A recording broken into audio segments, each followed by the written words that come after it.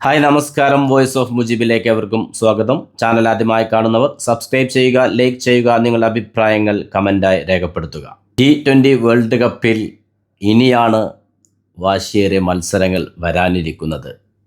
Super 8 ടീമുകളെ നിർണയിച്ചിരിക്കുന്നു. Group 1 വരുന്നത് India, south Africa, west Indies, Zimbabwe. Super 8 group 2 വരുന്നത് England, New Zealand, Pakistan, Sri Lanka. രണ്ട് ഗ്രൂപ്പുകളിലും നമുക്ക് കടുത്ത മത്സരങ്ങൾ തന്നെ പ്രതീക്ഷിക്കാം, അതിലൊരു സംശയവുമില്ല.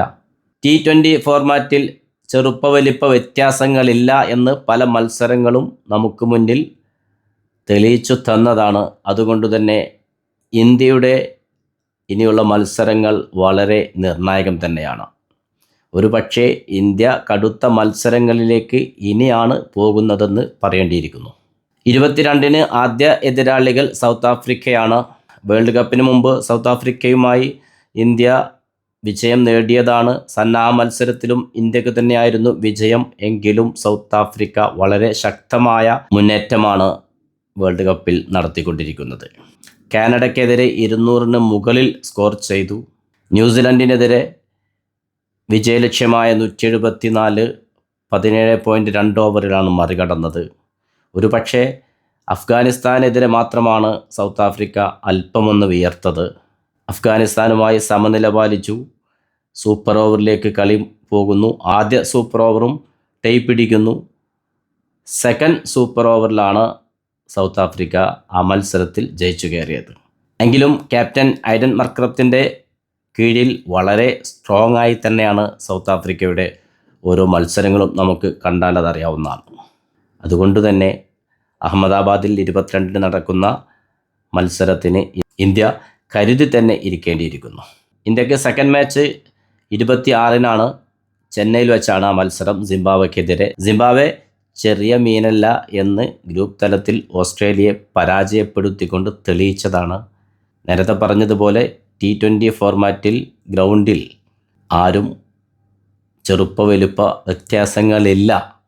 ഏത് സമയത്തും കളി മാറിമറിയുന്ന സാഹചര്യമാണ് T20യിൽ നമ്മൾ കണ്ടുകൊണ്ടിരിക്കുന്നത്. സിക്കന്ദർ റാസയുടെ ക്യാപ്റ്റൻസിയിൽ വളരെ സ്ട്രോങ് ആണ് സിംബാബ്വെ. എങ്കിൽ പോലും ഇന്ത്യക്കൊരു പക്ഷേ എതിരാളികളായി വരേണ്ടിയിരുന്ന ഓസ്ട്രേലിയ പുറത്തായത് ഇന്ത്യക്ക് ഗുണകരം തന്നെയാണ്.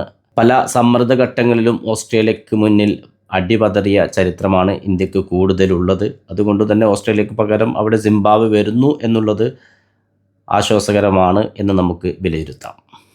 ഈ രണ്ട് മത്സരങ്ങളും വിജയിച്ചാൽ ഇന്ത്യക്ക് അവസാന മത്സരം സമ്മർദ്ദമില്ലാതെ കളിക്കാം.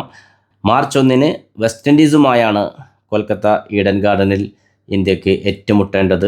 ആദ്യ രണ്ട് മത്സരങ്ങളും വിജയിച്ചാൽ സമ്മർദ്ദമില്ലാതെ വെസ്റ്റ് ഇൻഡീസിനെ നേരിടാം. ഷായ് ഹോപ്പിൻ്റെ കീഴിൽ വളരെ കരുത്താർജിച്ചുകൊണ്ടാണ് വെസ്റ്റ് ഇൻഡീസ് മുന്നേറിക്കൊണ്ടിരിക്കുന്നത്. വേൾഡ് കപ്പിന് മുമ്പ് ചിത്രത്തിലെ ഉണ്ടായിരുന്നില്ല എങ്കിൽ പോലും വേൾഡ് കപ്പ് തുടങ്ങിയത് മുതൽ വളരെ മികവാർന്ന പ്രകടനമാണ്. ഇംഗ്ലണ്ടിനെ വരെ തോൽപ്പിച്ചുകൊണ്ടാണ് വെസ്റ്റ് ഇൻഡീസിൻ്റെ വരവ്. അത് മറന്നുകൂടാ. ഇന്ത്യയെ പോലെ തന്നെ 2 തവണ T20 വേൾഡ് കപ്പ് ചാമ്പ്യന്മാരായ ടീമാണ് വെസ്റ്റ് ഇൻഡീസ്. നിസ്സാരമായി കണ്ടുകൂടാ. അതാണ് നേരത്തെ പറഞ്ഞത്. ഇന്ത്യക്ക് ഇനിയാണ് കടുത്ത മത്സരങ്ങളിലേക്ക് പോകേണ്ടി വരുന്നത്. എന്തായാലും എല്ലാ മത്സരങ്ങളും ജയിച്ച് സെമിയിലേക്ക് എത്തട്ടെ. സെമിയും കടന്ന് ഫൈനലും കടന്ന് ചാമ്പ്യന്മാരാവട്ടെ എന്നൊരിക്കൽ കൂടി ആശംസിക്കുന്നു. വീണ്ടും ക്രിക്കറ്റ് വിശേഷങ്ങളുമായി നിങ്ങളിലേക്ക് എത്തും. നിങ്ങളുടെ സ്വന്തം വോയിസ് ഓഫ് മുജീബ്. ചാനൽ ആദ്യമായി കാണുന്നവർ സബ്സ്ക്രൈബ് ചെയ്യുക, ലൈക്ക് ചെയ്യുക, നിങ്ങളുടെ അഭിപ്രായങ്ങൾ കമൻ്റായി രേഖപ്പെടുത്തുക. Good bye.